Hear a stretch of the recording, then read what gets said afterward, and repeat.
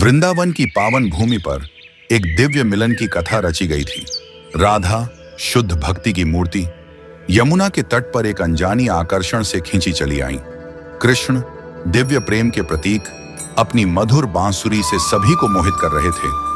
उनके हृदय में एक विशेष आत्मा की प्रतीक्षा थी। उस स्वर्गीय संगीत ने राधा के कदमों को मार्ग दिखाया।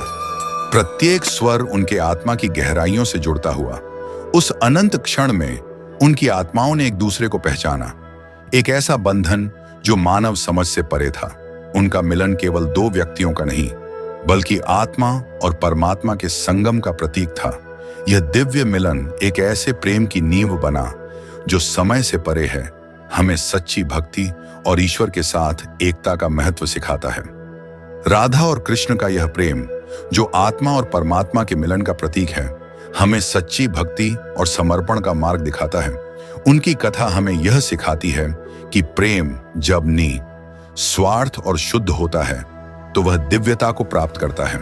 इस प्रकार राधा और कृष्ण का मिलन हमें आत्मा की परमात्मा के प्रति अनंत प्रेम की याद दिलाता है, जो समय और स्थान से परे है।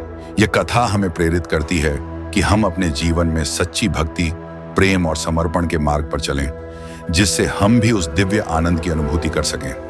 राधा और कृष्ण का यह दिव्य प्रेम हमें यह संदेश देता है कि सच्चा प्रेम वही है जो आत्मा की गहराइयों से उत्पन्न होता है और परमात्मा से जुड़ता है। इसलिए हमें अपने हृदय में उस शुद्ध प्रेम को स्थान देना चाहिए जो हमें ईश्वर के निकट ले जाए और हमारे जीवन को सार्थक बनाए। राधा और कृष्ण की यह अमर प्रेम कथा हमें यह सिखाती है कि प्रेम, भक्ति और समर्पण के मार्ग पर चलकर ही हम जीवन के उच्चतम लक्ष्य को प्राप्त कर सकते हैं। इसलिए आइए हम सभी इस दिव्य प्रेम से प्रेरणा लेकर अपने जीवन को प्रेम, भक्ति और समर्पण से परिपूर्ण करें। जय राधे कृष्ण।